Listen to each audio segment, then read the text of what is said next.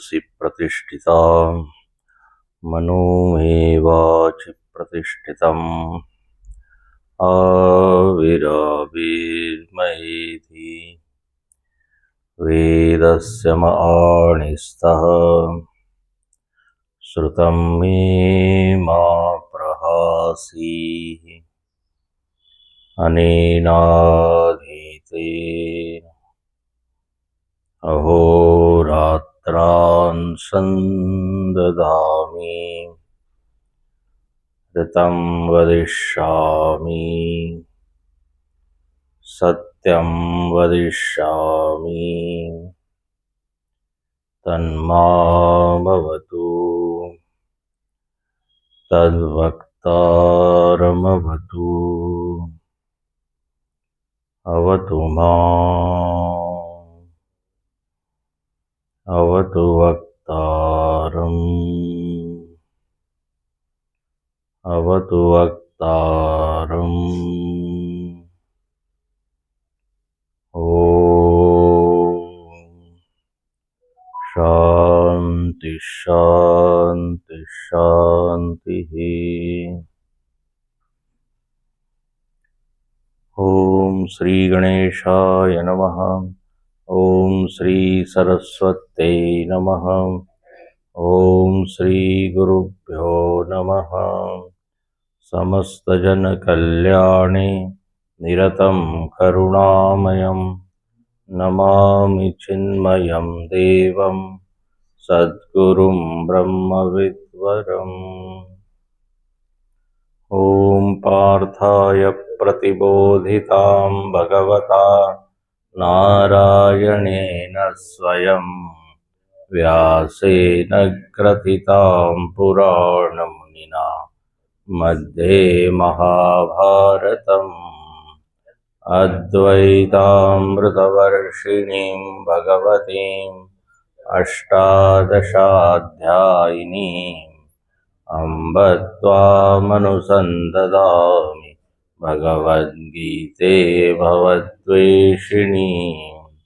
नमोऽस्तु ते व्यासविशालबुद्धे पुल्लारविन्दायतपत्रनेत्र येन त्वया भारततैलपूर्णः प्रज्वालितो ज्ञानमयप्रदीपः प्रपन्नपारिजाताय स्तोत्रवैत्रैकपाणये ज्ञानमुद्राय कृष्णाय गीतामृतदुहे नमः।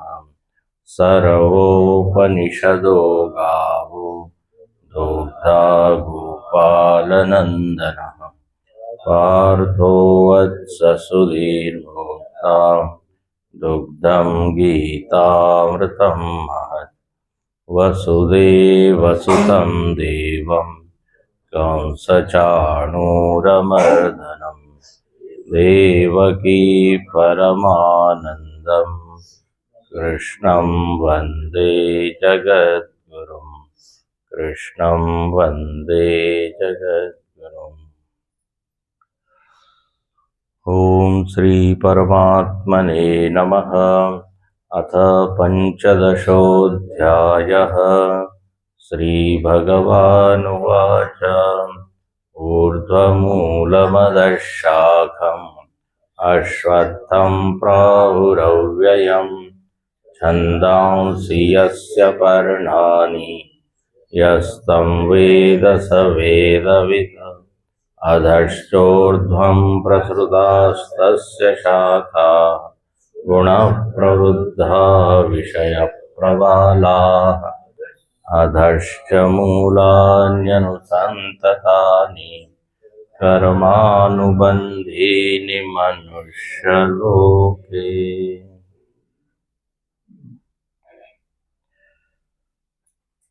15व्या अध्यायामध्ये सुरुवातीला भगवंतानी जगाचं वर्णन केलेलं आहे। जे तत्वज्ञानी लोक असतात, ज्याला दार्शनिक म्हणतात, फिलॉसॉफर्स म्हणतात, भारतीय संस्कृतीमध्ये 9 दर्शन सांगितलेले आहे, 9 तत्वज्ञान. त्या तत्वज्ञानामध्ये तुम्हाला 4 विषय सांगावे लागतात. पहिलं म्हणजे ज्या जगामध्ये मी राहत आहे ते जग काय आहे याची तुम्हाला व्याख्या करावी लागेल. संसार म्हणजे काय, तुमच्याप्रमाणे संसाराची परिभाषा काय, संसाराचं कारण काय, त्याला म्हणतात सृष्टी मीमांसा किंवा सृष्टी विचार. दुसरा विषय असतो की या सृष्टीमध्ये आता मी आहे तर मला काय करायचं आहे, त्याला म्हणतात साधन विचार. साधना काय करायची. दुसरा विषय साधन मीमांसा किंवा साधन विचार. तिसरा विषय असतो त्याला म्हणतात तत्वमीमांसा, म्हणजे या जगाचं सत्य काय, माझ्या जीवनाचं सत्य काय आहे, तत्व त्याला म्हणू. तत्व म्हणजे काय, जे खरं आहे.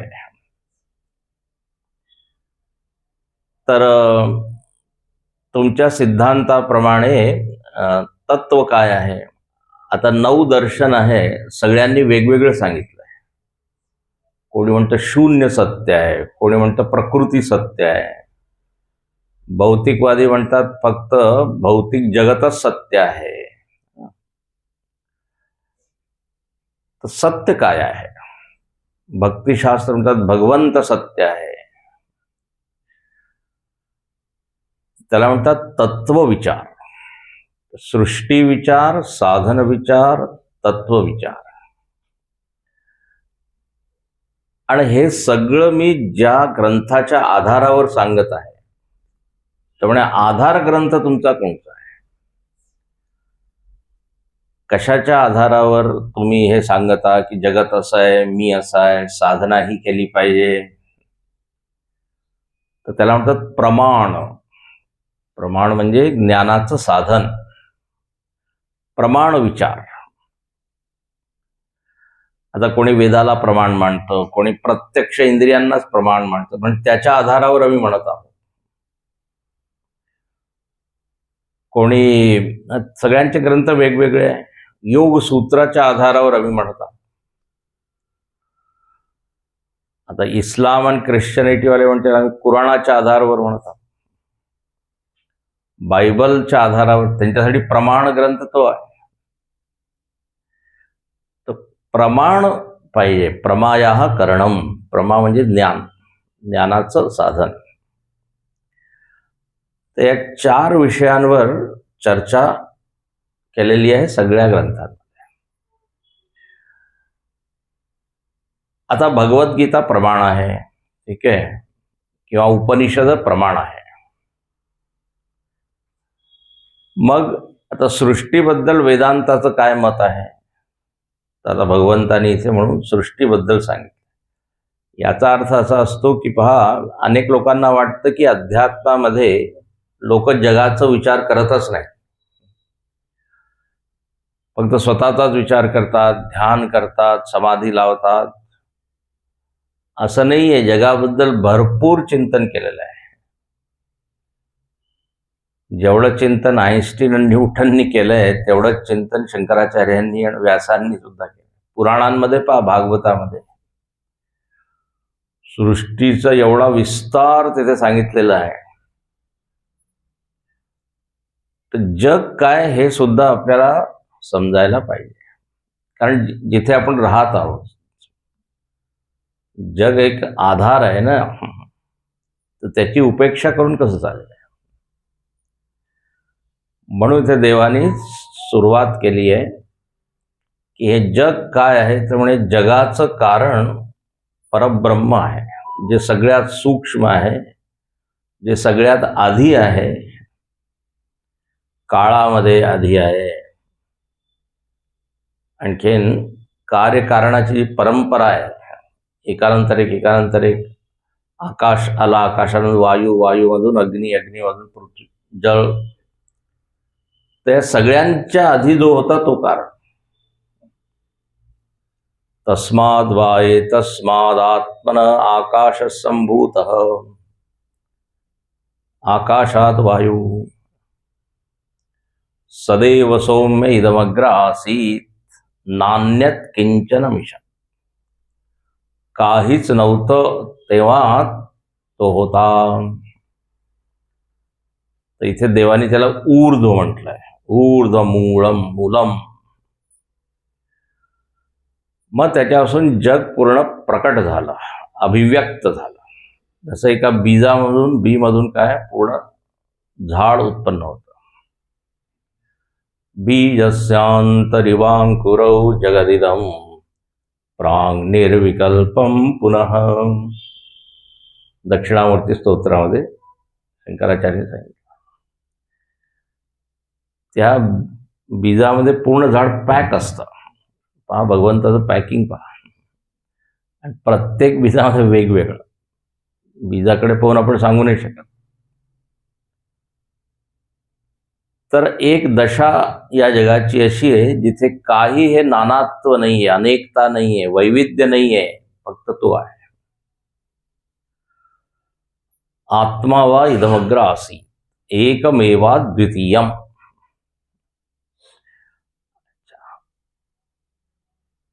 आता तिथून म्हणे संपूर्ण जग आलं आणि वेगवेगळ्या त्याला फांद्या म्हटलेल्या आहे. अधः ऊर्ध्व शाखा. या झाडाचं नाव पिंपळ किंवा वटवृक्ष आहे. कोणी म्हणतात पिंपळ आहे. पिंपळाचे पानं जे आहे ना, पिंपळ फार चंचल असतं. थोडंसं वारं सुरू झालं, वारं की त्याचे पानं कसे हलतात. पीपर पात सरीस मन डोरा.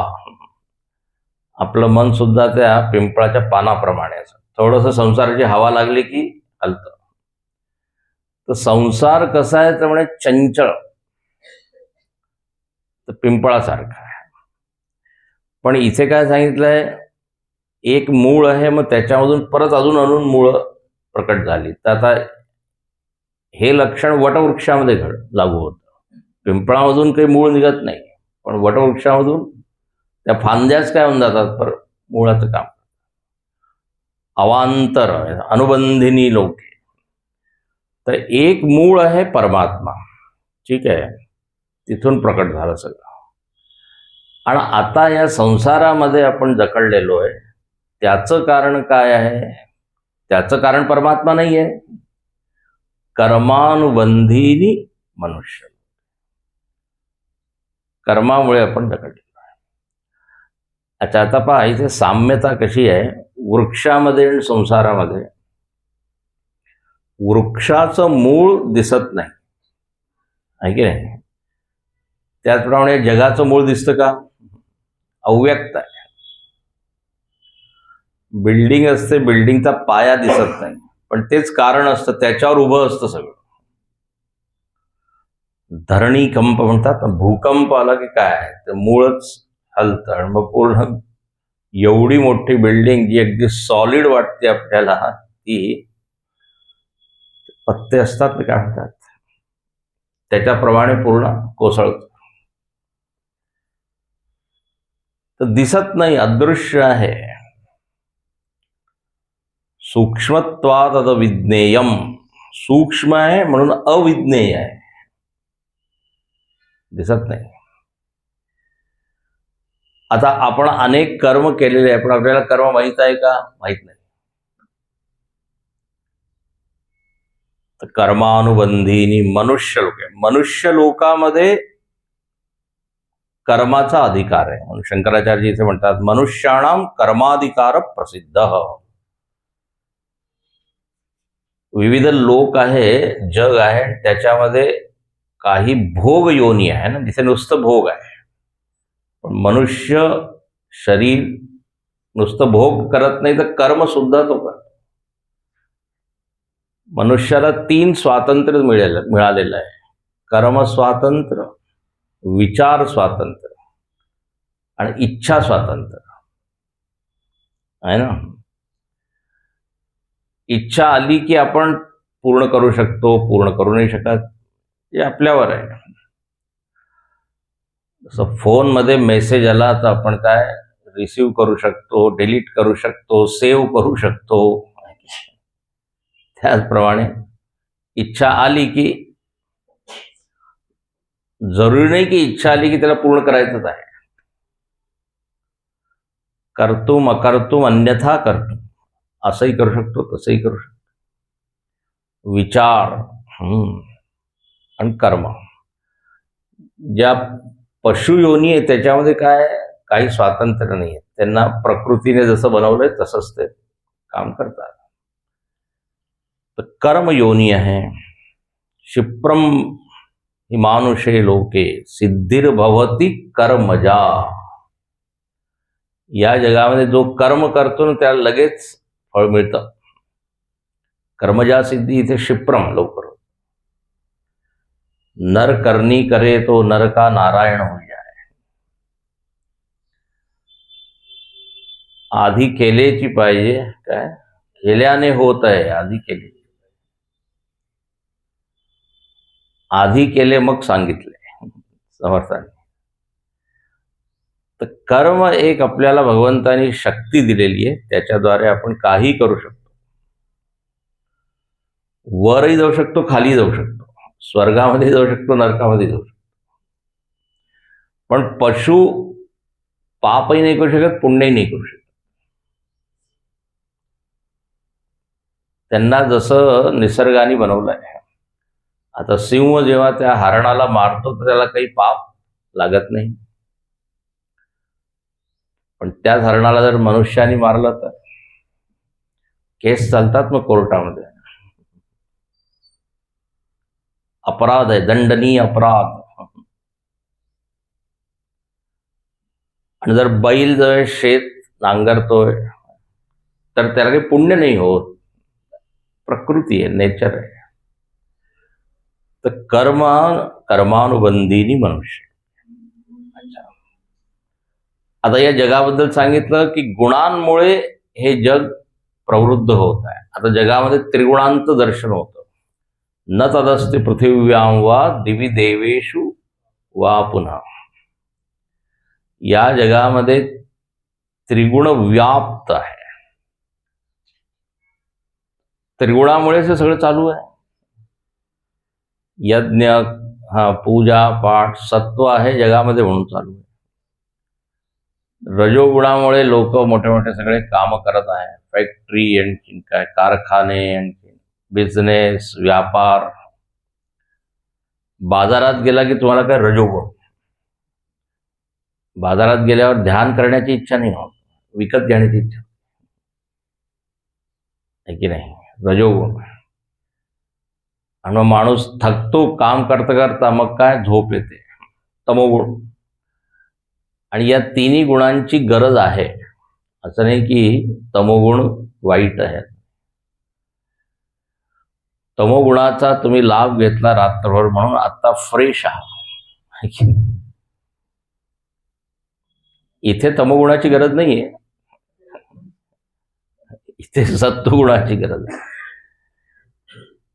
पण तमोगुण जर नसता तर आपल्याला झोप आलीच नसते. झोप जोपर्यंत होत नाही तोपर्यंत टवटवीत आपण असो. सगळ्याची गरज आहे. तर गुणप्रवृद्ध हा विषयप्रवाला, विषयामध्ये आपण आकर्षित होतो. तिथे जगाचे एक एक काय घटक सांगितलेले आहे. मूळ काय, पानं काय, खत पाणी काय आहे, फांद्या काय आहे. आणि जो हे सगळं काही जाणतो म्हणजे त्यांनी वेदाचा जणू काही सारच जाणला, वेदवित. कारण वेदांमध्ये हे सगळं वर्णन आहे. आता पुढे म्हणतात, यह तू अयम वर्णित संसार वृक्ष.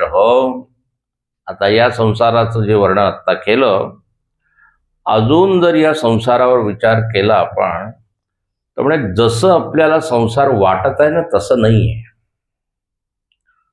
जशी आपली कल्पना या संसाराबद्दल ते सत्य नाही आहे. पहा, न रूपमस्येह तथोपलभ्यते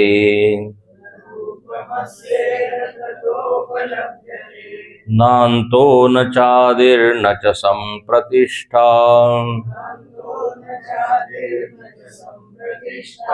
अश्वत्थमेनं सुविरूढमूलम्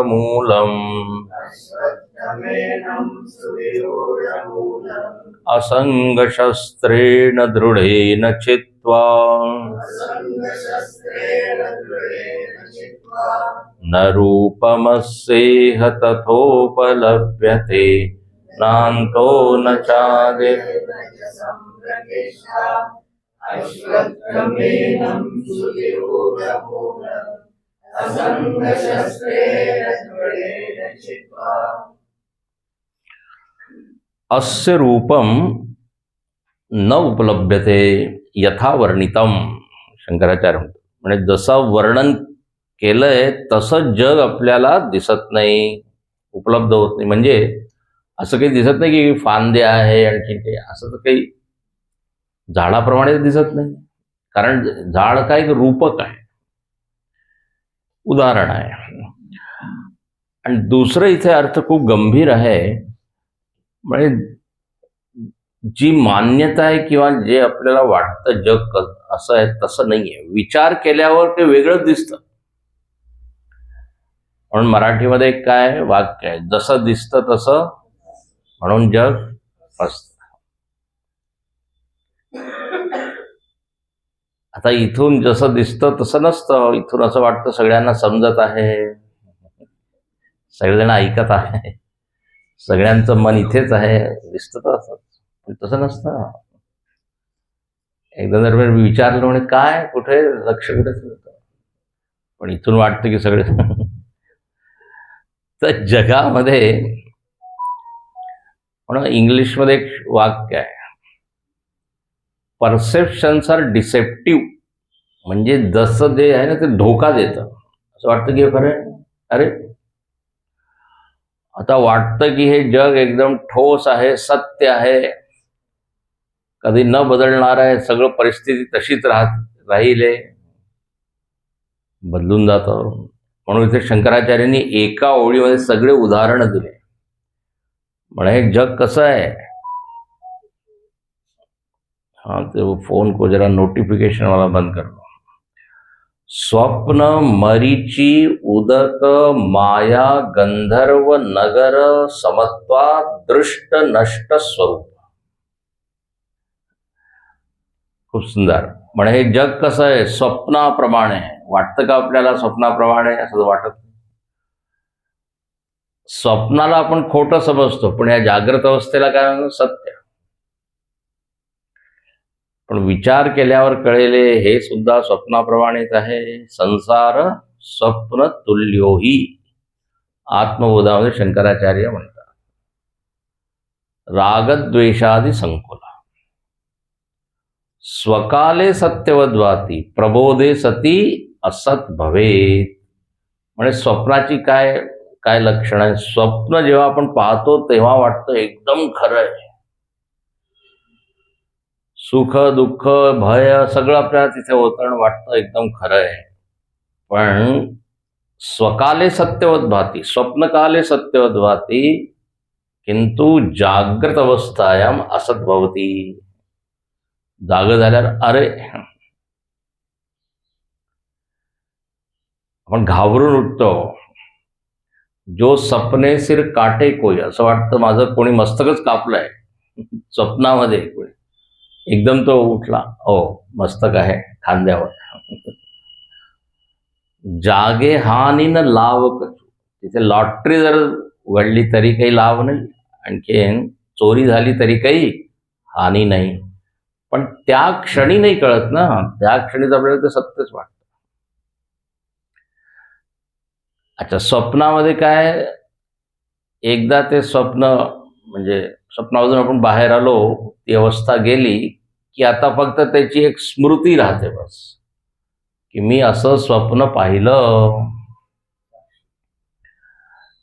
आता आपल्या या जीवनाकडे सुद्धा जर आपण बघितलं तर मागच्या जेवढ्या घटना घडलेल्या आहेत त्या आता स्मृती रूपेण आहे की नाही. लहानपणी असं होतं, स्वप्नाप्रमाणे आहे. आपण परत त्याच स्वप्नामध्ये जाऊ शकतो का? नाही. त्याच परिस्थितीमध्ये आपण जाऊ नये. नुसतं म्हणू शकतो मधुर स्मृती, स्वीट स्मृती. लोक आठवा आता काय काय. पण गुरुदेव म्हणायचे ऑल मेमरीज आर डेड, सगळं मृत झालेली आहे. तर त्याच्यापासून तुम्ही बाहेर निघा. स्वप्नाप्रमाणे आहे. अच्छा, स्वप्नामध्ये सुद्धा तसंच वाटतं जसं इथे वाटत आहे, सुख दुःख वगैरे.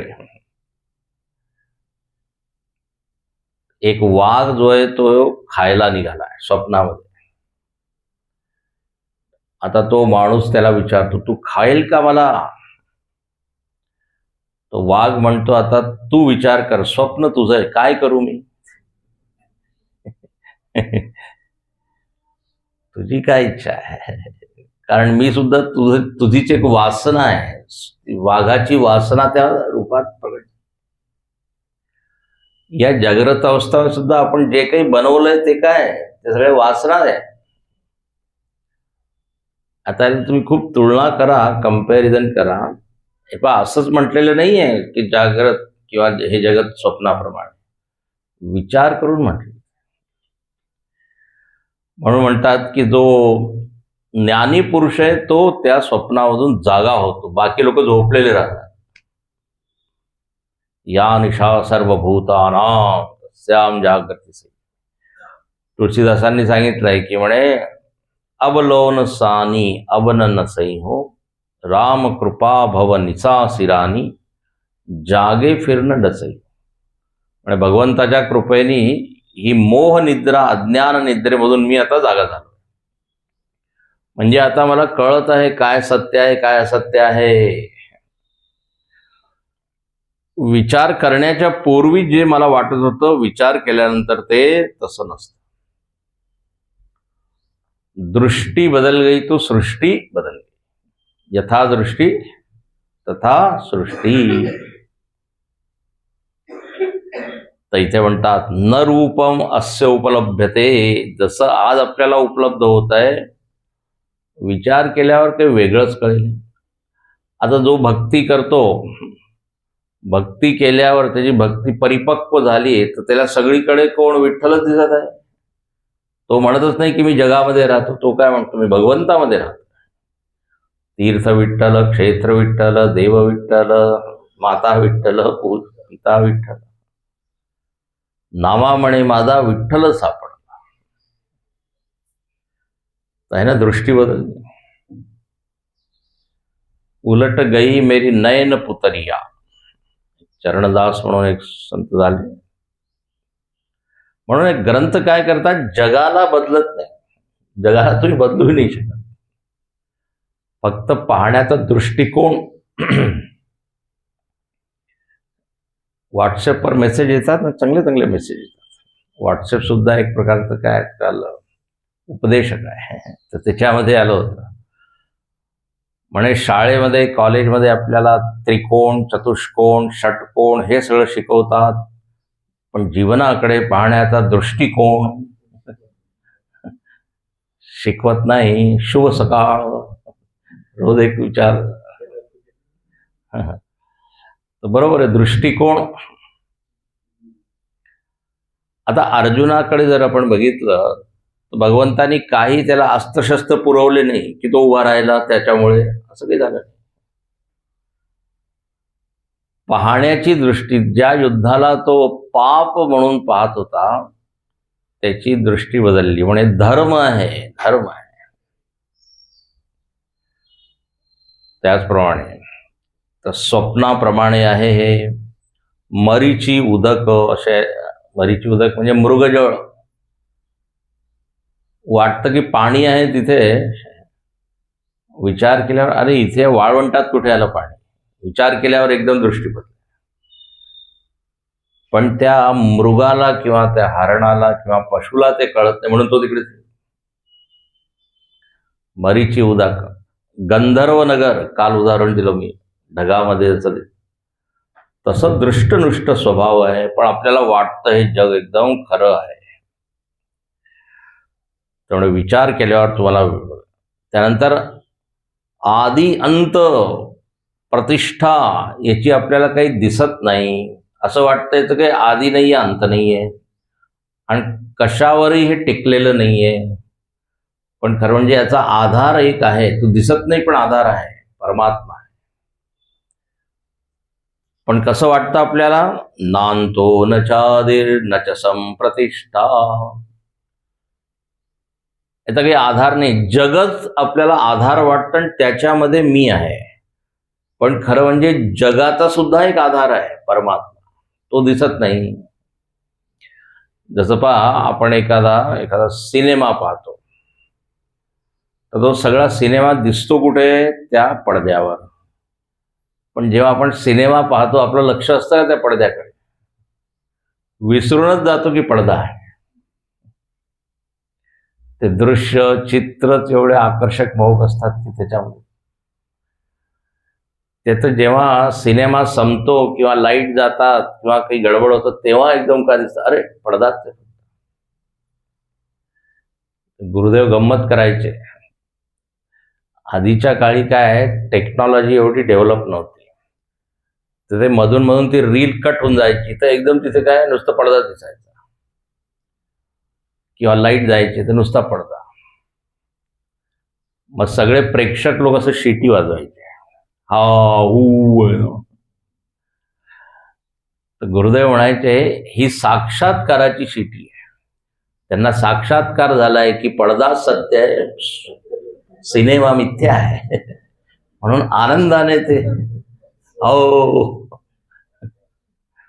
Whistle of realisation. पडदा सत्यम सिनेमा मिथ्या, ब्रह्म सत्यम जगन मिथ्या. पण आता जग, आकार, नाम, रूप हे आपल्याला एवढे सत्य वाटतात की याच्या पाठीमागे एक चैतन्य आहे, ते कळत नाही. अधिष्ठान आवृत्त होतं. विचार केल्यावर वेगळं कळले की नाही, परमात्म्यापासून हे प्रकट झालंय, परमात्म्यामध्ये विलीन होईल आणि परमात्म्यामध्येच स्थित आहे. घट कुठे स्थित आहे? घट म्हणजे मडकं किंवा माठ. जर टेबलवर मी ठेवलं, जर मी विचारलं हे घट कुठे स्थित आहे, तर कोणी काय म्हणते टेबलावर आहे. पण खरं टेबलावर नाही आहे, टेबल त्याचं अधिष्ठान नाही आहे. माठाचं अधिष्ठान काय आहे? माती. मातीमध्ये घट स्थित आहे. आणि घट फुटल्यावर कुठे जातं? मातीमध्येच. घटपूर्वी, घटाच्या आधी सुद्धा माती आहे, घट काळात सुद्धा माती आहे, घट फुटल्यावर सुद्धा माती. तर जगाचं सत्य काय? त्या घटाचं सत्य मातीच आहे. मृत्तिका इत्येव सत्यम, वाचारंभणम विकारो नामधेयम. माठ आहे, सुराई आहे, वगैरे वगैरे. सुराई म्हणतो आपण. दागिने वेगवेगळे आहे का? सुवर्ण. आपण जो मंत्र म्हणतो रोज, पूर्णमद पूर्णमिदम पूर्णात, तर दागिन्यामध्ये असाच हा श्लोक लागू होऊ शकतो. स्वर्णमद स्वर्णमिदम स्वर्णात स्वर्णमुदच्यते. जगाचं हे सत्य आहे. पण हे खूप नंतर आपल्याला हे कळतं. वासुदेव सर्वमिती स महात्मा सुदुर्लभ. आता म्हणतात जर असं तुम्हाला समजायचं असेल तर काय करा?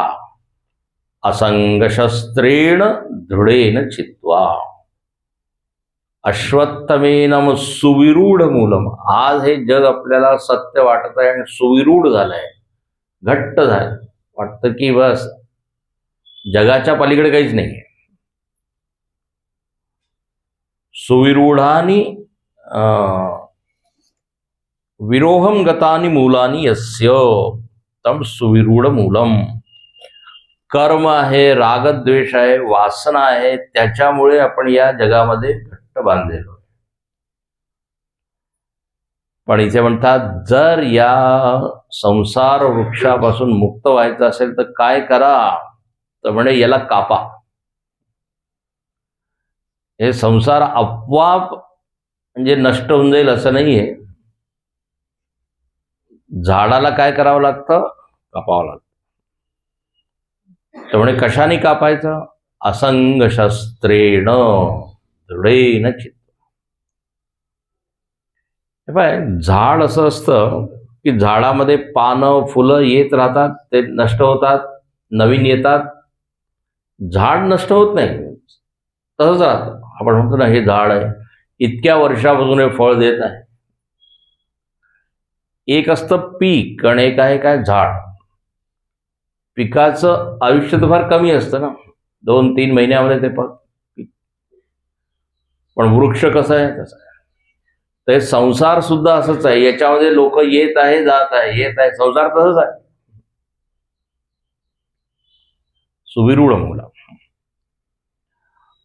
आता या संसारामधून जर सुटका करून घ्यायची असेल तर म्हणे काय करा, असंग असंग वृत्तीने राहा, नाही तर ते गुंतलेले राहा.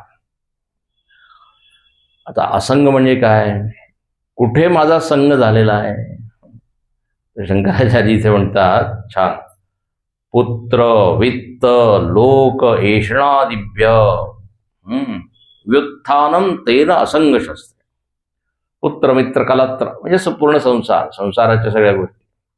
मन आपलं तिथे अडकलेलं आहे. मनापासून काय धागे दोरे जसे तुळशीदास छान वर्णन करतात. सबके ममता ताग बटोरी. ताग म्हणजे दोरा, एक एक दोऱ्याने आपण बांधलेलं. आणि एक व्यक्ती थोडा हल्ला की आपलं काय, धागा हलतो, आपलं अस्तित्व हलतं. अरे बाप. किंवा वस्तू तुटली फुटली, आपल्याला वाटतं इकडे काहीतरी गडबड. तर संग म्हणजे काय, आसक्ती. मनाने आपण खूप या जगाच्या वस्तूंची बांधलेलं आणि त्या वस्तूंमध्ये काय ममत्व झालेलं. संग म्हणजे काय, ममत्व. माझं आहे, माझं आहे, मी याचा आहे, हे माझं आहे. अहम इदम मम इदम. शंकराचार्यांनी याचं वर्णन केलंय ब्रह्मसूत्रामध्ये. अहम इदम मम इदम. नैसर्गिक अयम लोक व्यवहार. हे फार नैसर्गिक आहे. शरीर माझं, मी शरीराचं. इथून सुरुवात करा. संग कुठून झालेला आहे, पहिला म्हणजे शरीर. शरीर माझं माझं म्हणतो, पण खरोखर शरीर आहे का माझं? जर माझं असतं तर नेहमी माझ्याकडे राहिलं असतं.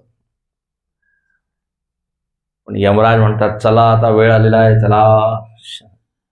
शरीर टाटा बाय बाय करून जाऊ लागतं. मी पकडण्याचा प्रयत्न करत आहे. म्हणे थोड्या वेळासाठी तुला दिलेला आहे. 4 दिन की चांदनी फिरंदी. जसं यात्रेमध्ये आपल्याला काय सीट मिळालेली असते, 8 तास 10 तास. कोणी विचारलं कोणाची सीट आहे, माझी सीट आहे. पण असं थोडी की अकोला आला की आता मी सीट उपटू लागतो, आता घेऊन जातो घरी. त्याच्यामध्ये असंग होऊन जातो मी. पण 10 तास संघ. कोणी जर बसा, उठव उठव मेरी सीट आहे. तर ममत्व आपल्याला आपलं आहे, त्या ममत्वाला संग म्हटलं. अच्छा, जिथून जिथून आपल्याला सुख मिळत आहे ना, तिथेच ममत्व आहे, तिथेच संग आहे. लक्षात नाही का? असं नाही की सगळ्या वस्तूमध्ये मी आसक्त झालेलो आहे. जिथून मला आनंद मिळत आहे, जिथून आनंद मिळत नाही त्याच्याबद्दल एकदम असंग आहे. तिकडे लक्षच जात. आता बाजारामध्ये मी जातो, मला काही वस्तू घ्यायची नाही तर मी त्या दुकानाकडे बघतो, पण काही मला इच्छा होत नाही, आसक्ती. गुरुदेव म्हणायचे, एक कुटुंब जात आहे कुठे मार्केटिंगसाठी, शॉपिंगसाठी. आई वडील मुलगा मुलगी सगळे. खूप तिथं वर्णन करून सांगायचे. म्हणजे खेळणीचं दुकान आलं की पहा तो मुलगा कसा एकदम एक्साइट होतो, हे पाहिजे ते पाहिजे. तिथे आई वडील एकदम असंग असतात. हा, इकडे तिकडे पाहत राहत. पण तो मुलगा, त्यामुळे थोडं पुढे गेला तर साडीचं दुकान. आता नवरा एकदम असंग, सारखं घड्याळाकडे पाहतात. अरे अजून 1 तास झाला, अजून खरेदी झाली नाही. मुलालाही काही इंटरेस्ट नाही. मग पुरुषांचे, बायकोंचे लवकर करा लवकर करा. तर काय, सगळ्यांचं आसक्तीचं क्षेत्र वेगवेगळं. बालस्तावत क्रीडासक्त, तरुणस्तावत तरुणी. तर जिथे जिथे आनंद आहे, सुख आहे, तिथे तिथे संग.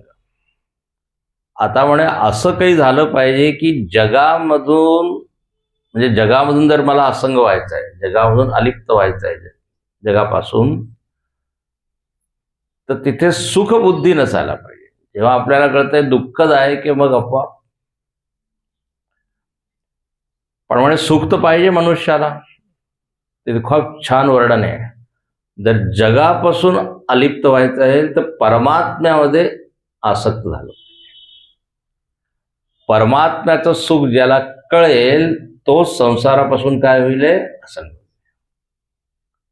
आहे की नाही. मनाला आनंद तर पाहिजे.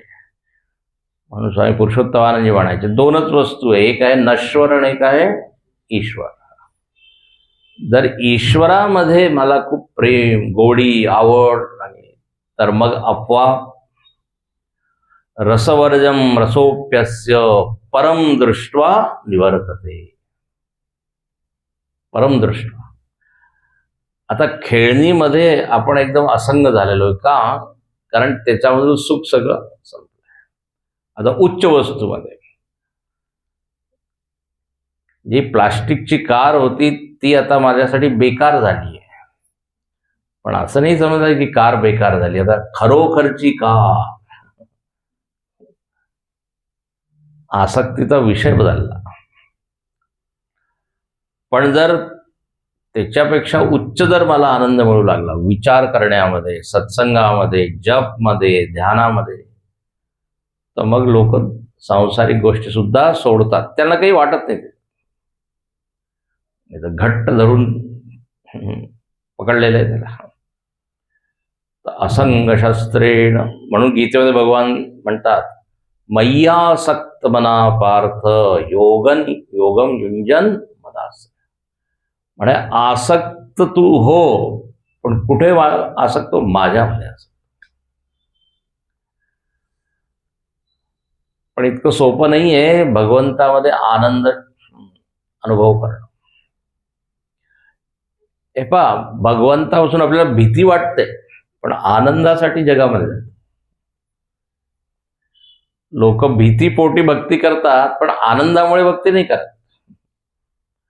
म्हणजे जर मी नमस्कार नाही केला तर तो नाराज होईल म्हणून नमस्कार. पण भक्त लोक भीतीमुळे नाही, रमणम भजनम नाम रसनम,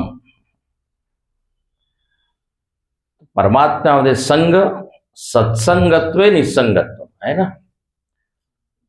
सत्संगामध्ये जर प्रेम वाढलं गेलं तर आपोआप आपण असंग होऊ, निसंग. उच्च वस्तूमध्ये आसक्ती मिळायला पाहिजे.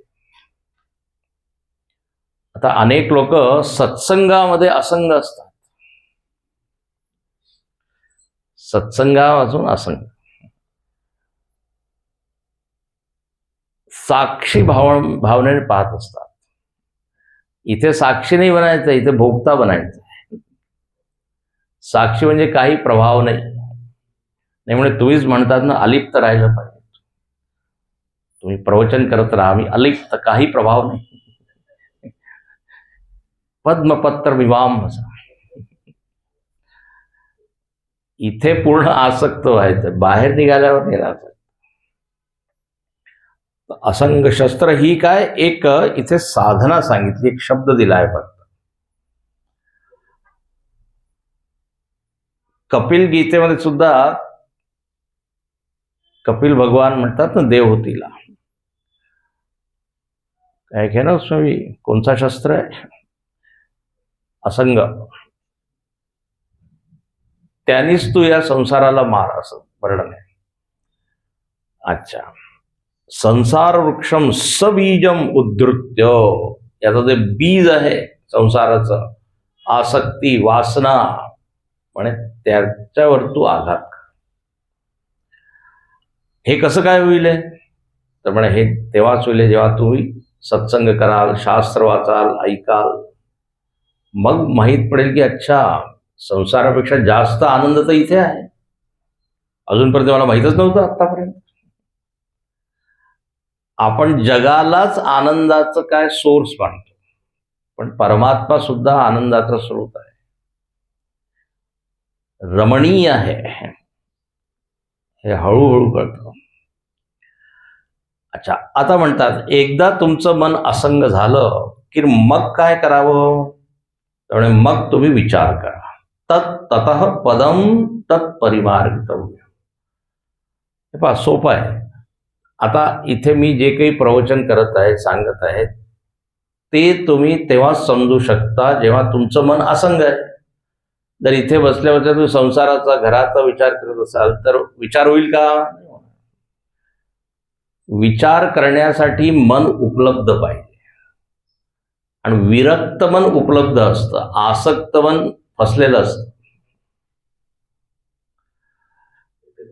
तर म्हणून इथे म्हणतात आधी असंगतेचा अभ्यास करा, मग काय करा? तथा पदम, म्हणजे ध्यानासाठी बसा किंवा विचार करा, तर मनाला आधी परावृत्त करा समजा. आता त्या मनाने विचार करा. म्हणून पुढचा ततः पदम तत्परिमार्गितव्यम् यस्मिन् गता न निवर्तन्ति भूयः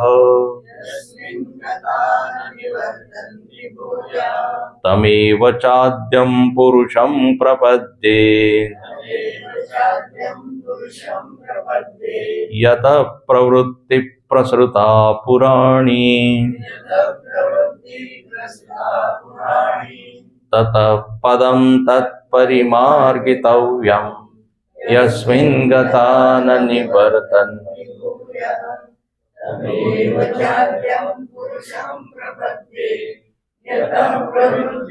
प्रसृता पुराणी. ततः, ततः म्हणजे पश्चात, अनंतरम. एकदा मनाला मोकळं करा जगापासून, आणि मग काय करा? विचार. मी गमतीने नेहमी सांगतो की प्रवचनामध्ये एकदा काय होतं, एक संत प्रवचन करायचे, अनेक लोक यायचे, एक बाई सुद्धा यायची. 7 ते 8 प्रवचन असायचं. 7 ते 7:30 ते महात्मा पाहायचे की ती बाई एकदम एकाग्र होऊन बसली. 7:30 वाजता असं वाटायचं की ती जरा चंचळ झाली आहे, तिची एकाग्रता भंग झाली असं त्यांना दिसायचं.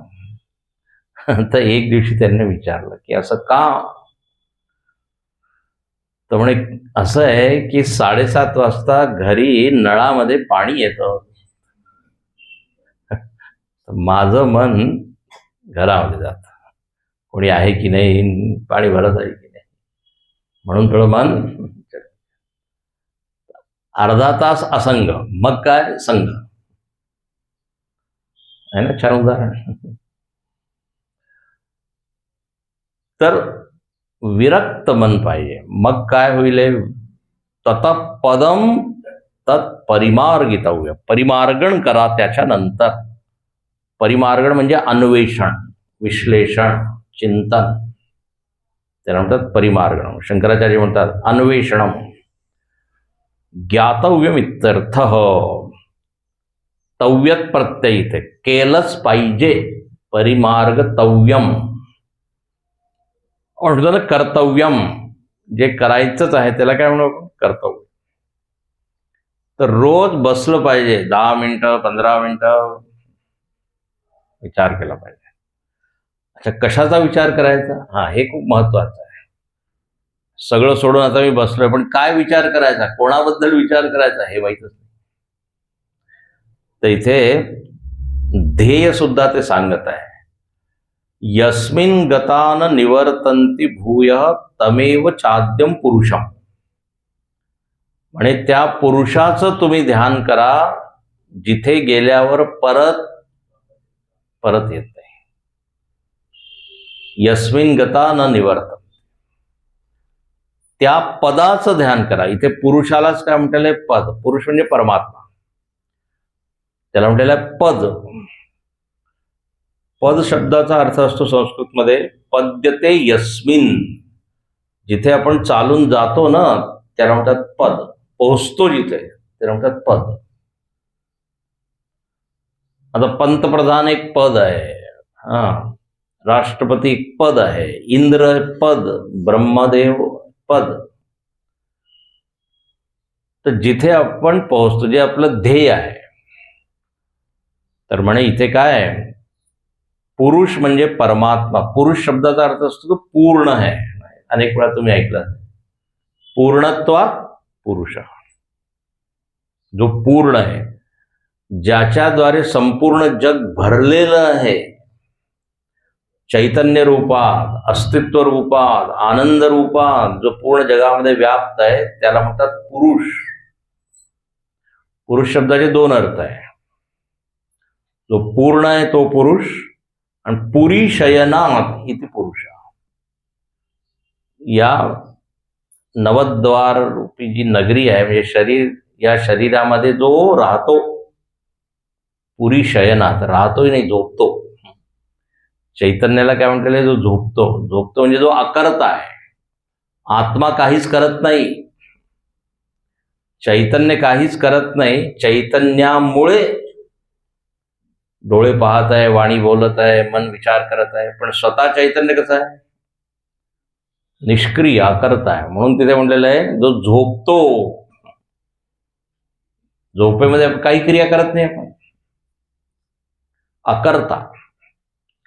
तर पुरुष म्हणजे ते चैतन्य जे क्रियाशील नाहीये, पण ज्याच्यामुळे सगळ्या क्रिया होतात. कालच आपण बोलतो, एक लहान बाळ स्वतः काही नाही करत, पण सगळ्यांना एंगेज करून ठेवतो. म्हणून जेव्हा तो झोपतं ना तेव्हा सगळे लोक आता काम करून घ्या, झोपले. स्वयं अकर्ता, पण त्याच्यामुळे सगळे एकटे होऊन जातात.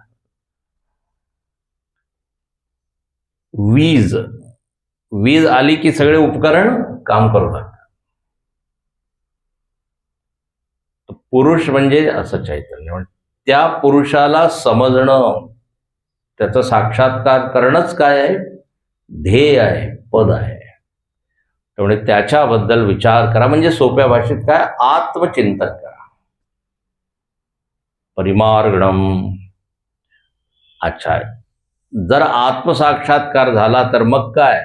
न निवर्तन्ते. मग परत या जगामध्ये परतोनी घरा ना, समाधी साधन संजीवन ज्ञान, त्याच्यामध्ये वर्णन.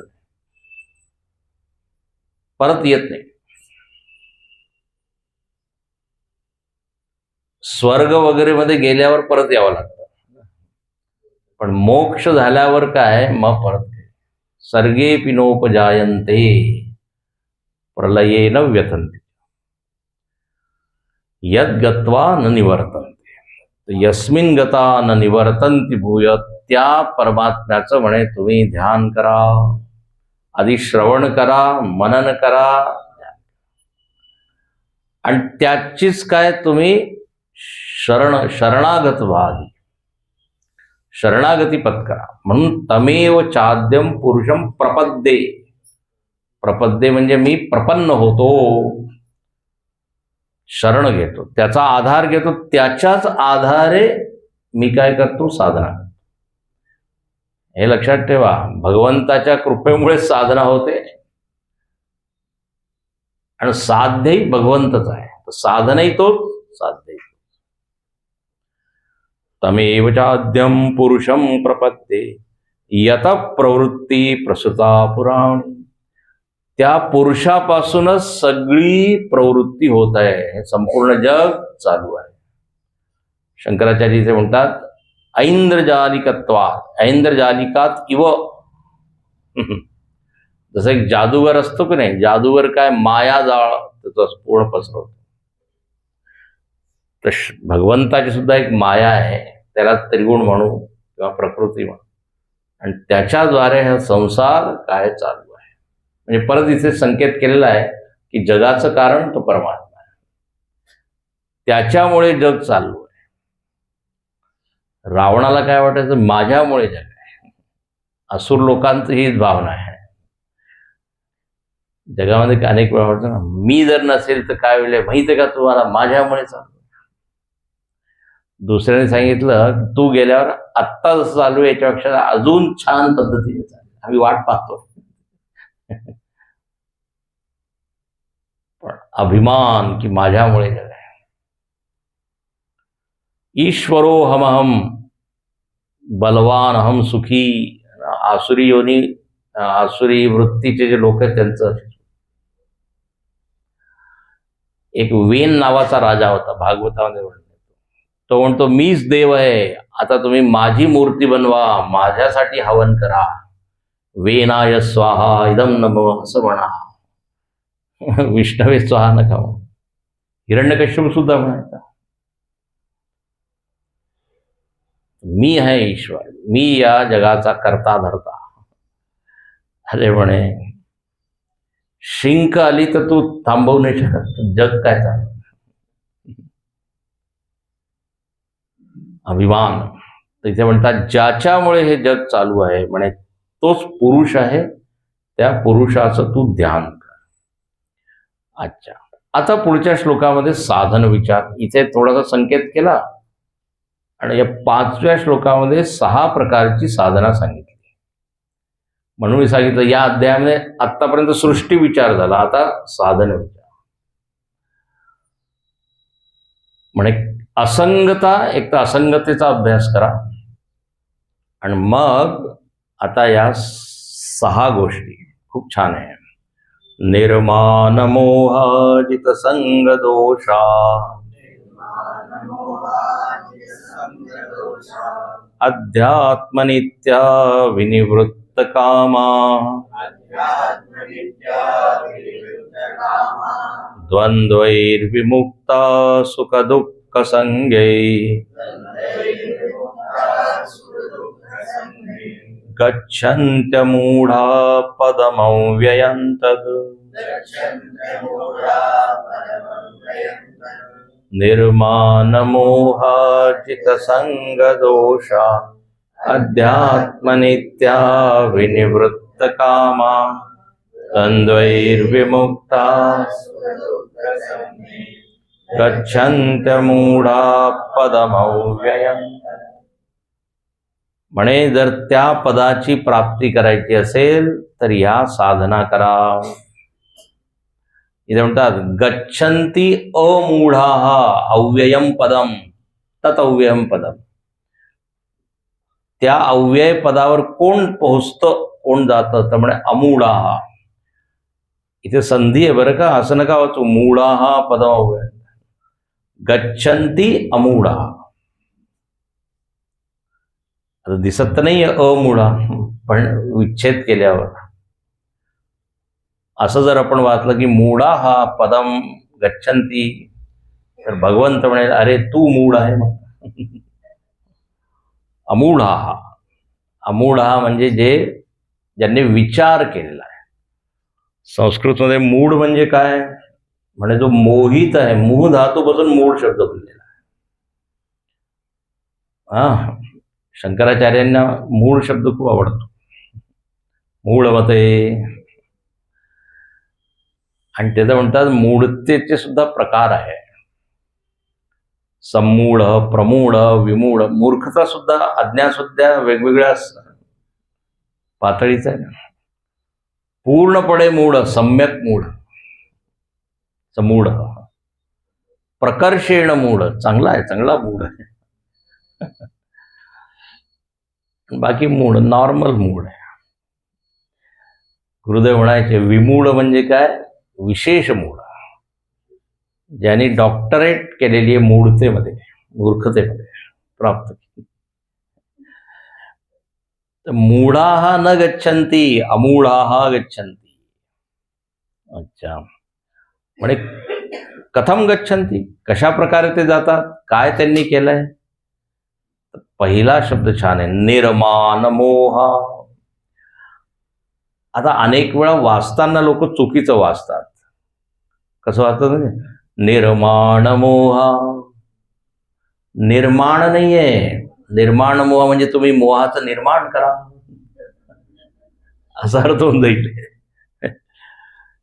निर्माण मोह म्हणजे मान आणि मोह ज्यांच्या अंतःकरणामधून निघालेला आहे, निघून गेलाय, त्याला काय म्हणू, निर्माण मोह.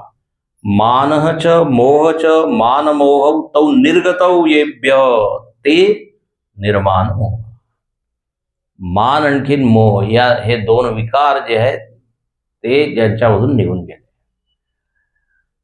तर ही पहिली साधना आहे. दुसरी साधना जित संग दोषा. संग दोषावर ज्यांनी विजय मिळवलेला आहे. संग दोष, शंकराचार्य म्हणतात संग एव दोष. संगच दोष आहे. एक आहे संगामुळे दोष. काय म्हणतात की जैसा संग वैसा रंग म्हणून म्हटलेलं आहे नारद भक्ती सूत्रामध्ये. दुस्संग सर्वथैव त्याज्य. दुस्संगाचा त्याग करायचा. हळूहळू हळूहळू ते सगळे दोष माझ्यामध्ये येऊन जातात. जितसंग दोष. तिसरा अध्यात्मनित्या. मी नुसतं शब्द सांगत आहे, उद्याचा विचार करू. अध्यात्मनित्या. अध्यात्मनित्या म्हणजे काय, तर म्हणे परमात्मस्वरूप आलोचन नित्याः तत्पराः. खूपच छान. म्हणे रोज परमात्म्याबद्दल विचार करणे याला म्हणतात अध्यात्मनित्य. अध्यात्म म्हणजे काय, अध्यात्म म्हणजे आत्मसंबंधी ज्या गोष्टी आहेत त्याला म्हणतात अध्यात्म. लक्ष देऊ नये का. आधी आत्मा. आत्मा म्हणजे मी, माझ्याशी संबंधित ज्या गोष्टी ना त्याला आपण अध्यात्म. तर शरीर, मन, बुद्धी, इंद्रिय, प्राण हे सगळं काय आहे, अध्यात्म. अनेक लोकांना माहित नाही. तुम्ही काय वाचता म्हणे अध्यात्मशास्त्र. म्हणजे जरा सांगा अध्यात्म म्हणजे काय.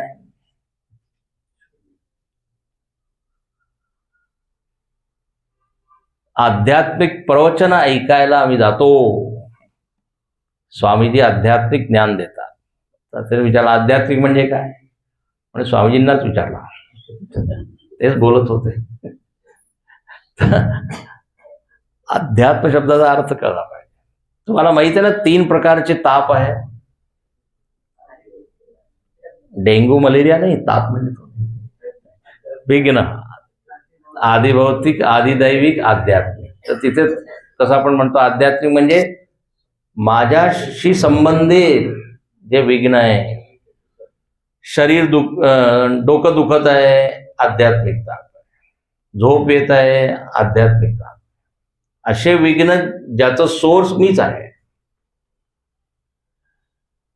तर अध्यात्मशास्त्र आपण जेव्हा म्हणतो म्हणजे ज्या शास्त्रांमध्ये माझ्याबद्दल विचार केलेला आहे. मी कोण आहे, माझं लक्ष स्वरूप काय आहे, माझी गती काय होते.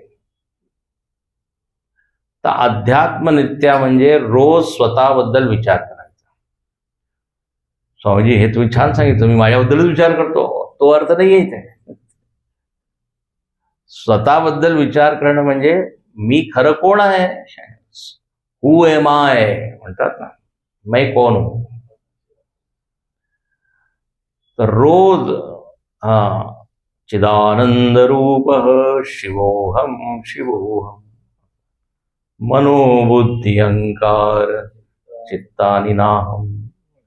याला म्हणतात आत्मविचार. त्यामुळे रोज असं केलं पाहिजे. अध्यात्मनित्य. वर्षातनं 6 दिवस नाही, 1 ते 6 फेब्रुवारी रोज अध्यात्मनित्य. विनिवृत्त कामा. चौथा गुण काय असायला पाहिजे साधकामध्ये, कामनेपासून विनिवृत्त व्हायचं. कामनेची निंदा काय आहे? कारण कामना माणसाला बहिर्मुखी करते. आता इथे आत्ता सांगितलं अध्यात्मनित्य म्हणजे आत्मचिंतन करायचं आहे, आणि खूप कामना भरलेल्या आहेत, तर ते कामना परत परत माणसाला पळवतात. शांत बसलोय, छान, आणि मनामध्ये इच्छा आली. ध्यानासाठी बसलोय, शेजारी कॉफी बनत आहे, त्याचा वास नाकामध्ये गेला. आता कॉफी कॉफी कॉफी कॉफी असं करायचं का स्वामीजी? आता ती इच्छा माझ्या मनामध्ये उत्पन्न झाली. आता माझ्या मनावर सुद्धा येईल कॉफी घेऊन मगच ध्यानासाठी. जोपर्यंत इच्छा नव्हती तोपर्यंत मन एकदम शांत. इच्छा आली की झालं. म्हणून ते म्हणतात विनिवृत्त कामा. चौथी साधना. पहिलं काय? मानमोह. आता हे उद्या पाहू. पण मानमोहचा त्याग म्हणजे काय, संगदोष म्हणजे काय, अध्यात्मनित्या. चौथा विनिवृत्त काम. पाचवं द्वंद्वैर विमुक्ता. द्वंद्वापासून मुक्त. आता द्वंद्व म्हणजे काय तर म्हणे दोन विरोधी गोष्टी एकाच वेळेतात, तर त्याला म्हणतात द्वंद्व. सुख दुःख, पाप पुण्य, धर्म अधर्म, मान अपमान, निंदा स्तुती, दोन विरुद्ध गोष्टी.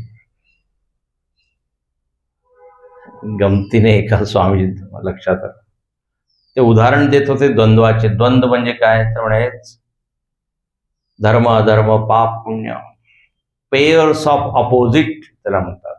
दोन विरुद्ध गोष्टी. अनेक उदाहरण त्यांनी दिले.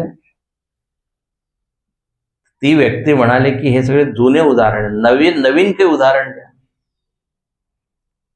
पाप पुण्य धर्म. त्यांनी नवीन उदाहरण दिलं, पती पत्नी. गमतीने सांगितलं. आधुनिक लग्न होतं लगेच घटस्फोट आजकाल खूप वाढलाय. तर म्हणे द्वंद्व, विरोधी दोन. आता म्हणे त्याच्यापासून मुक्त व्हा. त्याच्यापासून कसं काय मुक्त व्हायचं? तर द्वंद्वावर आपला काही ताबा नाही, पण त्या द्वंद्वामध्ये मी सम राहू शकतो. आहे की नाही? सर्दी गरमी याच्यावर माझा काही ताबा नाही, पण मी शांत राहू शकतो, म्हणजे मी सहन करू शकतो. तर द्वंद्वामुळे प्रभावित न होणे असा अर्थ आहे. द्वंद्वैर विमुक्त. थोडासा मान झाला एकदम अभिमान आला, थोडा अपमान झाला एकदम निराशा दुःख. आणि असं नका करू. निर्द्वंद्व म्हणून गीतेमध्ये म्हणतात निर्द्वंद्व भव. द्वंद्वैर विमुक्ता सुख दुःख संगै. सुख दुःख नावाचे हे जे द्वंद्व आहे, म्हणजे एक उदाहरण दिलं आहे, सुख दुःख. त्याच्यामध्ये काय राहा तुम्ही, सम राहा. म्हणे जर असं तुम्ही केलं तर काय होईल? गच्छन्ति. ये जनाः इदम प्रकारेण, या प्रकारे जगतात ते गच्छन्ति. आणि ते कोण आहे? अमूढाः. अमूढाः पदम अव्ययम तत्तत् अव्ययम पदम गच्छन्ति. ठीक आहे. तर याप्रमाणेचे साधन विचार. उद्याचं चिंतन थोडं अजून करू, मग पुढचा विषय आहे. ओम पूर्णमद पूर्णमिदं पूर्णात् पूर्णमुदच्यते पूर्णस्य पूर्णमादाय पूर्णमेवावशिष्यते. ओम शांति शांति शांति. हरि ओम. श्री गुरुभ्यो नमः. हरि ओम.